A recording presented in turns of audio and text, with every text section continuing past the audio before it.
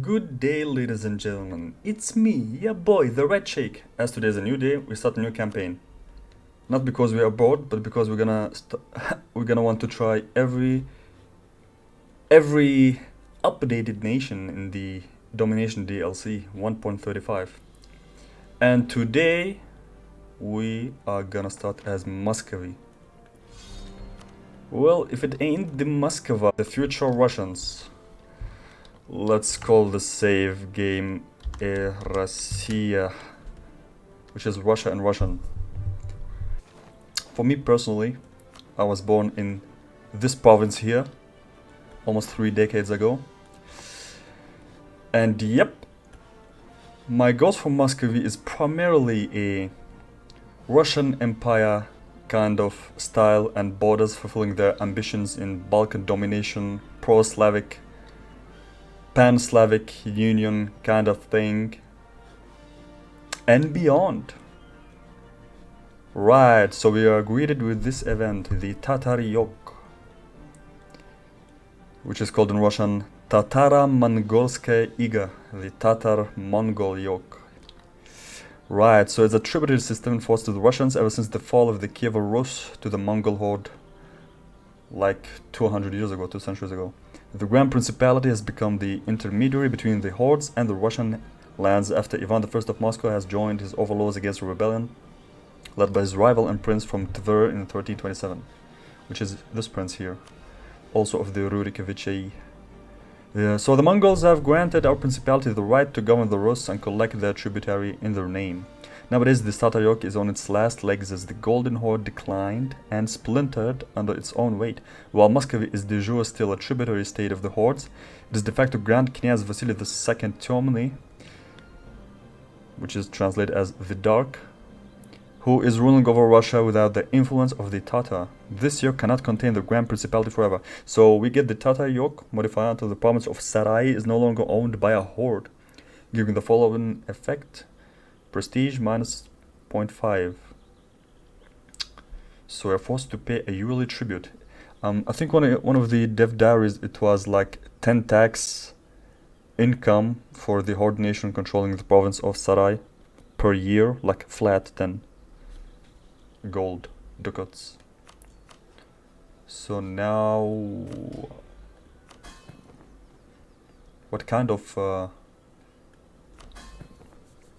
tribute do we pay? I thought we could find it in the subject interaction. No. Okay, we might find out later. Right. Subjects all aggressive. Get ourselves. Oh, we start with Mesnichesva system for the boyars, which is kind of, let's call it a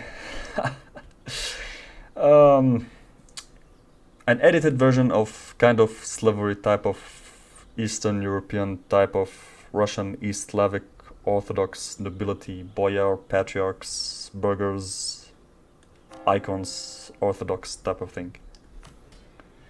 And strong duchies. So what does this give us? To revoke the privilege, loyalty must be higher. Oh, we get reform progress growth minus 33%. What kind of backward Eastern European kind of duchy, East Slavic 1444, anti-Mongol, Tatar-Mongol yoke kind of thing is this? Revoking gains us corruption, legitimacy, lose some legitimacy and stability. So it's a complicated feudal hierarchical system based on the individual seniority within the Muscovite extended aristocracy, often leading to violence and intrigues within the nobility. The Mesnichesva system eradicates any hope for merit in high positions of Muscovy. True story. So if someone that died, let's get ourselves manpower. Ain't gonna happen because you lose the mission or the agenda when you declare war, which we're gonna do like a couple of months against Novgorod. Mozhaisk 5 production. Oh, 3 claims on the province of Tver. You check this out. But to complete the mission we need to own Toropets as well. All provinces in the Tver area owned or controlled by me. Let's seize lands once. Let's get ourselves one step to gain passive prosperity in the provinces. Yep.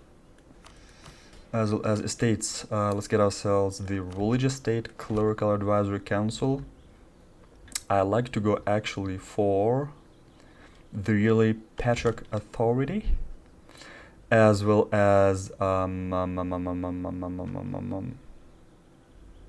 do you like the missionary strength? Actually, it's a prestige for conversions.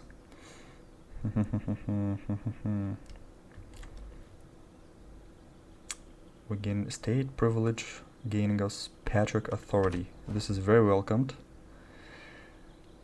It gives us 10 loyalty. This one gives us reform progress growth. Yes, please, to counter our horrible debuff. A theologian or inquisitor? Not yet. Local dev cost, maybe to dev renaissance in 6 years. Religious diplomats for some diplo rep for faster integration of the vessels. Yep. Now we maxed out on 6. It is what it is. Boyars, primacy of the boyars. Aristocratic councillors, supremacy of the crown. And for the boyars integration policy, when we start integrating the vassals. Oh, we get early serfdom. Pardon. The Russian kind of slavery type of thing, peasant-lord relationship. I think it's the early serfdom. Serfdom it's called, not местничество. Местничество is something else, as described in here, in the description here. Oh, look at this! We can gain +1 max privileges for 10% institution spread, but minus 20% national manpower. As Russia, I think we won't struggle of manpower, not in 1444 at least. Yeah. What else can we get? Diplomat, cheaper diplomat, prestige decay, officer rights, gaining a general,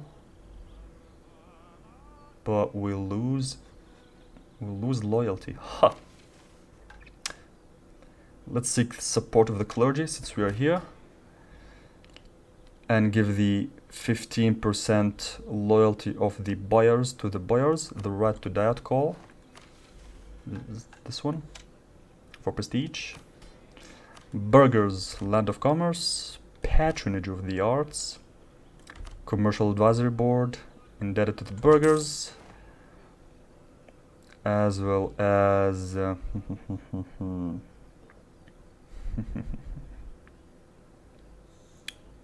trade power, merchant trade power, draft ships for war. Well, we don't have any ports, so this one is pointless because it doesn't start the construction of galleys or whatnot. Also, we don't have any ports, so yeah, makes sense. So let's get ourselves instead yeah, the monopoly rights, I guess, and leave one open. Cossacks. Kazaki. Let's give them self-governance. Recruiting Cossack leaders. Extra manpower, less tax income from steppe provinces. Freedom of the steppes plus 33% minimum local autonomy. Like, it's like literally half of Russia.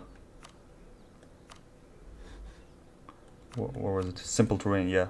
All this light green are steppes. Literally half of European Russia, man. Legalize the Cossacks raids. We gain 15 army tradition. So the event Cossack aggression now grants additional bonuses for Muscovy. I hope it's cavalry bonuses.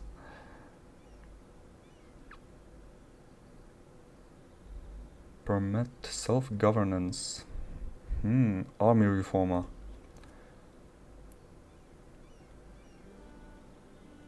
Nice, but we lose some Cossacks' loyalty.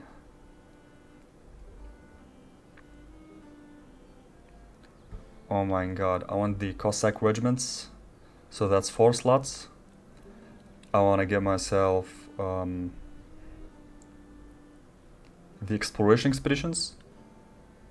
So those are 5 privileges. And another one. I'm gonna get myself either Cossacks military leadership or military service, I think. Let's go for military service.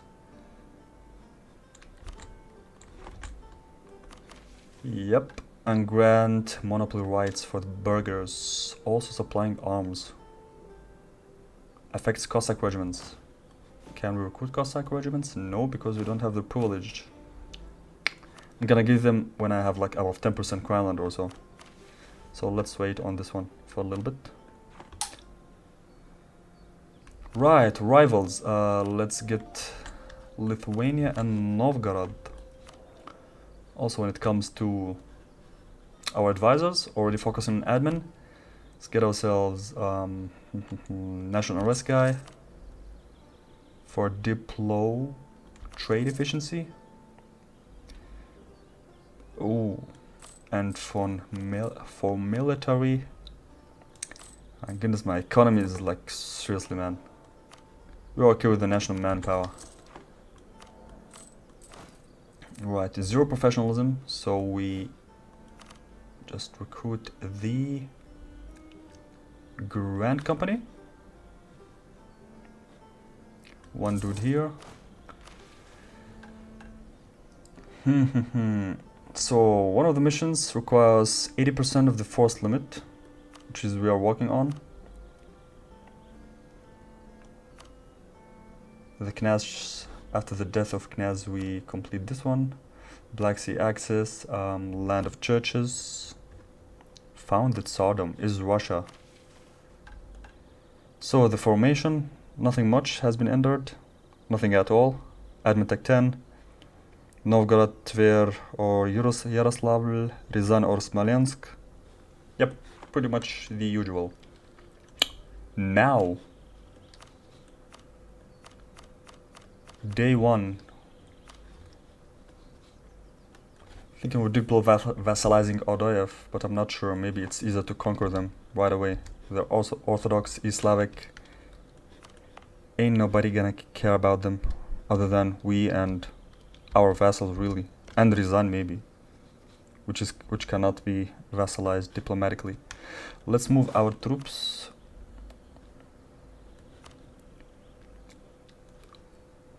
to the north. Actually, do we have a CB? Do we have a CB on Novgorod? I think we get it per event. I forgot the dev diary, really. Actually, rallying the army gives us... How? Wait. Muscovite administration, no intention happens. Event inside. This event will allow us to gain a powerful modifier in exchange for transforming all permanent claims from our missions into non-permanent claims. Yep, it's pretty much OP. I remember. Well, if you don't get the claim on the 11th of December on Novgorod, we dow Tver, I think. So let's assemble the army, and in the meantime, Royal marry our vassals for extra relations, so we can integrate them in like 10 years.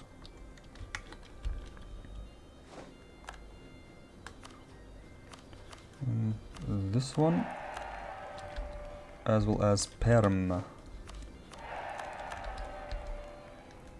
Right, Pskov cannot be married because Republic.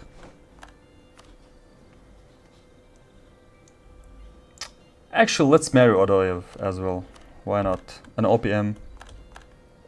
Extra 5,000 units.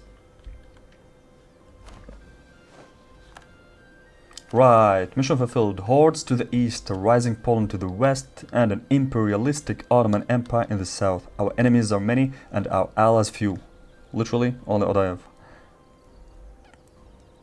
So we must rally our troops if Muscovy is to survive the centuries to come. So, the event, the Muscovite administration adaptation. As the Muscovite troops rally to the courts in Moskva, concerns of our administration have been revealed. War is inevitable for our country and the state will grow as new territory gets conquered. Our advisors fear that the administration might not keep up with our ambitions and military might and wish to change it. By focusing less on permanence of our claims, we would have more resources for fabricating and managing potentially more claims than the military could ever dream to conquer. Of course, such reforms are not favored by all of our advisors, and it is up to our Grand Knyaz to decide.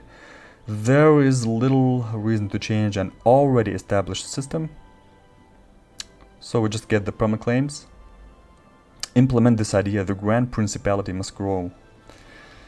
So we get normal claims and we get shift of administrative focus, and at the end of the game, +1 diplomat, co-creation cost -15%, allowing claims bordering claims, can claim entire states, no additional claim cost. And we get normal claims.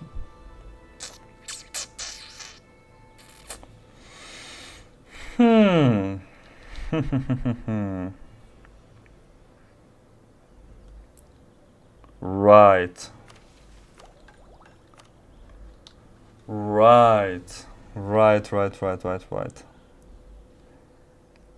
Combining this with which idea was it to reduce the cost of claims? Was it the Kurt ideas?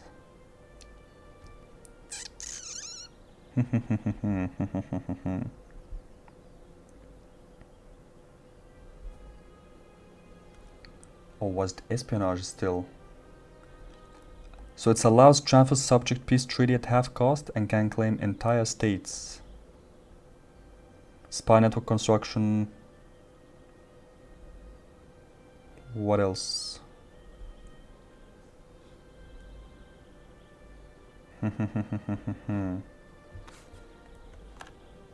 You see, the first option is pretty orthodox, you know?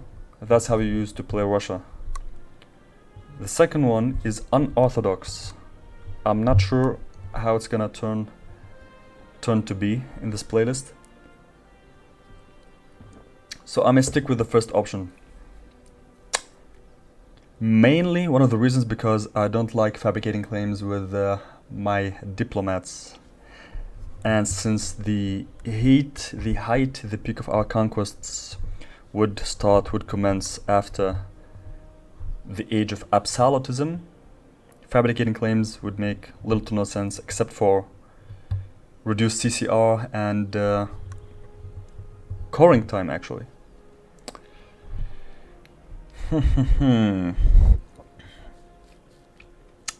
Because this is the thing, the permanent claims are permanent and the normal claims are like valid for 25 years.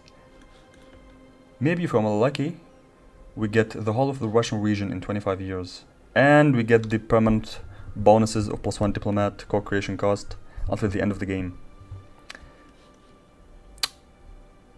What supports the second option is that the main goal of this series is to reshape the historical Imperial Russian borders. So reduced CCR would help immensely. -15%. It counters the 15% you lose from the permanent claims because normal claims get reduced CCR of 10% only. So it's kind of the same actually. It's just the time factor, permanent against non-permanent. Plus you get here some juicy bonuses. Yeah, I think the second one is, although it's unorthodox for an orthodox Russia, I'm going with it. No problem. We will manage this. Look at these claims. Beautiful. So 1469, 25 years. 25 years. Right, so day one we go on Novgorod with the conquest CB instead of the reconquest. Let's get ourselves a second general. No siege, so sad. But this Grand Company is gonna siege Novgorod and maybe supported by one regiment of infantry in case they attrition to death. Also get one for you diplomat. Let's use him permanently to permanently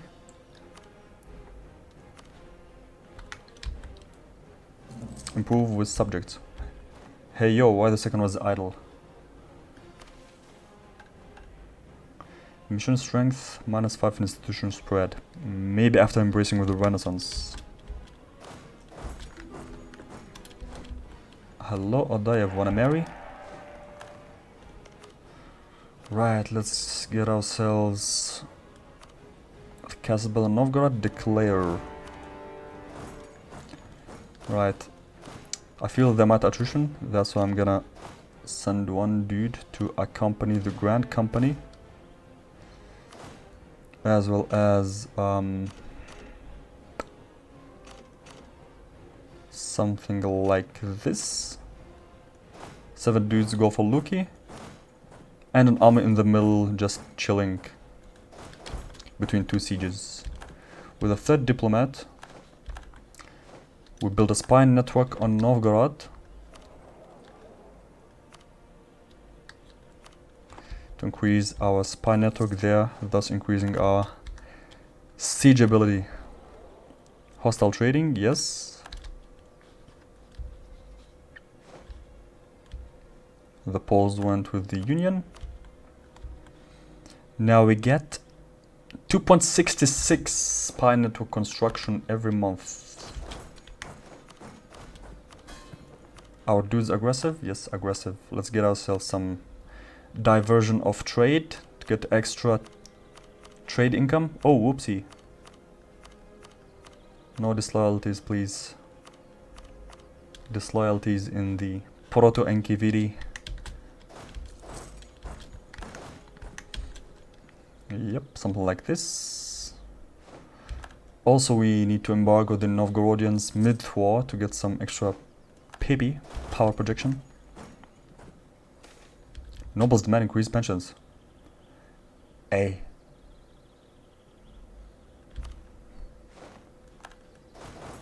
Oh, this big detour. Oh my god, my vassals get massacred.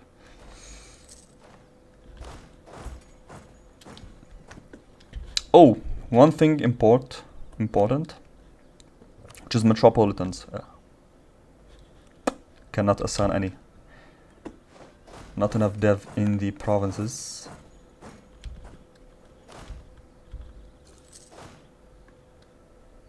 Oop, 2 breached walls. Should we assault though? I don't think so. Manpower is scarce.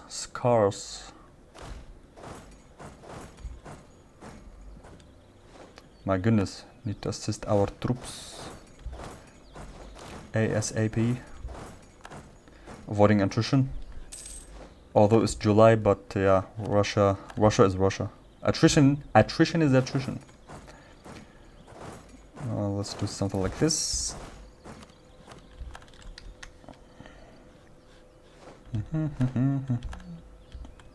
Where are you going?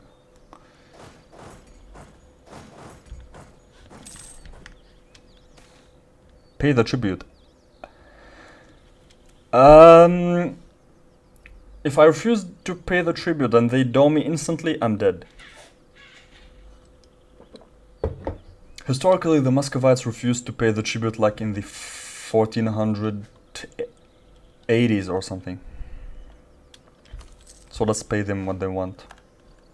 Let's pay them what they want, pay them what they need. Oh, hold up. Don't want to get the river penalty. What's our combat with like? 20.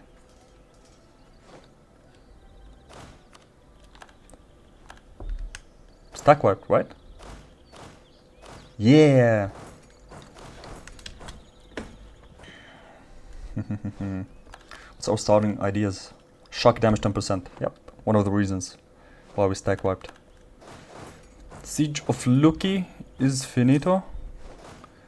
Next, get ourselves some nice carpet siege. In the peace deal, we're gonna do the usual things we do with Novgorod, which is cocking off the Swedes and the Danes from these lands. Also getting the capital of Novgorod for extra trade income and tax income. Income in general. Right, this would be an ideal peace deal in the first war to take from Novgorod. To annex them fully, we need like 2 wars. Unless in the meantime they dev the provinces and get above 200% total war score. In that case, it's like, yeah, we have one of those games. We always have one of those games, don't you think? Check my Dianzhou playlist. Right, 99%.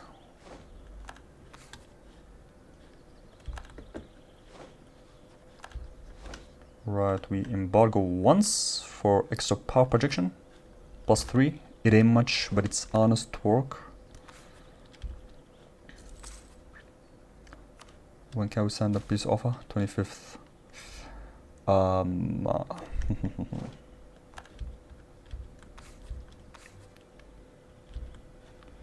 Right, something like this, as well as a province or 2. Yep. Deny access from Tver to Novgorod.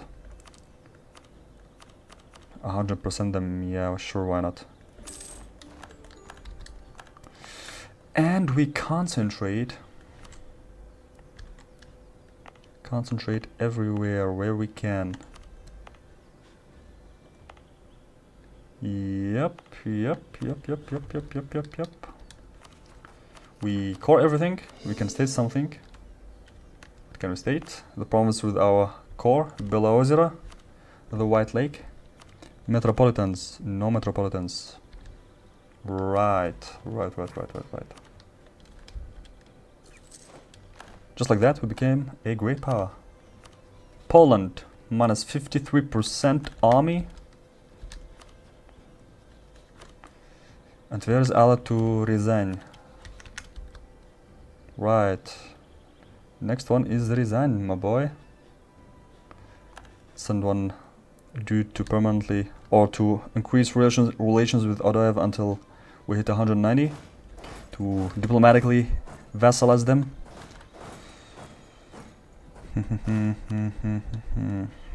This army goes down here. This one goes here. Yep, something like this. Are we focusing on admin? 11. We generate 11.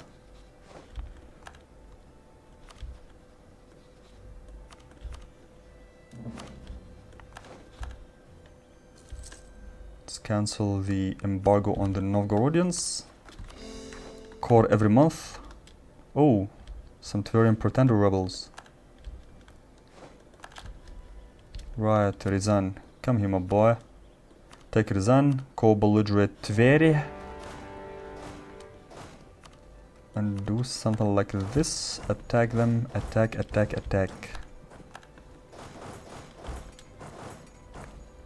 Oh my goodness, he's butchering my armies.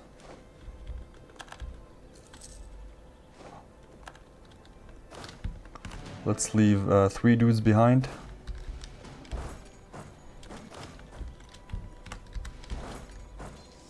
And attack the pretenders.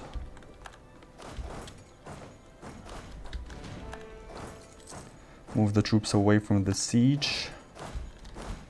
Not to cause so much attrition. Odoev, give me some relations up to speed up the process of peaceful annexation, peaceful vassalization first and foremost. Oh, cannot move due to the fort in Ryazan.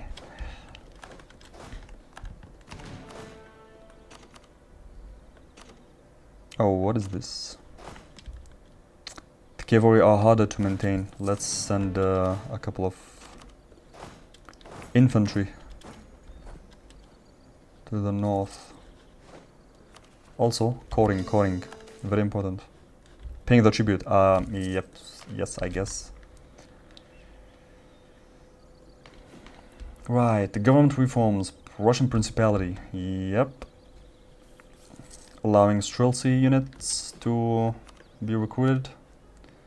Low on manpower though, so we need to wait a little bit. Hey, come on, vassals, just do your stuff. Get out of the siege. I'm losing literally my mercenary army to attrition. In the meantime, we might as well, because we have the bonus of a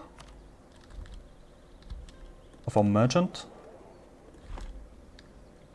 We may as well build a spy network on the Novgorodians. Romans invasion. Ha! Refused. Polish overlordship. Coming to save you, our Orthodox brethren, with the Russians minorities in probably this province or here. If you know what I mean, wink wink.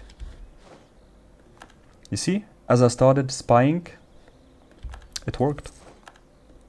You see? You love it when this happens. Hold up, Ryazan. Why are you running? Why are you running? Now we fully annex Tver. Actually we can't, because length of 4, apparently. Also it's our overextension, like 25%. Normal. So they have both have no armies. Can we just piece out the Tverians? No, we cannot. Why? Because we don't occupy Yelets? Yeah, because we don't occupy Yelets. Like, still the Tverian AI has a chance of mercenaries being recruited in the last unsieged province of the enemy. That's why they don't surrender. Yep. AI is AI. So Tver has been annexed. We lost 18k troops.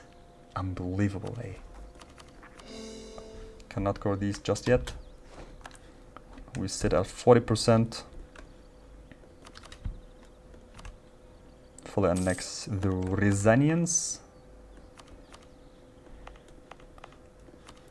Freaking castle in the steppe province, no thank you. Mozhaysk and Moskva, may leave them. Novgorod, yeah. Nizhny Novgorod also maybe, because of dice roll for attacker -1. Oh, Novgorod can be stated. Yes, please. Metropolitans anywhere? No. Coring? Also no. 104 for Ryazan. Because not accepted culture. It's in the culture group, but not accepted. How about to accept Novgorod and make it a primary, unaccepted culture? Yep. I think it's worth it. To get more income and manpower from Novgorodian provinces. Right, this has been episode 1 for Muscovy into Russia campaign. If you liked it so far, consider smashing, not hitting the like button, and subscribing. This has been the Red Shake. Peace.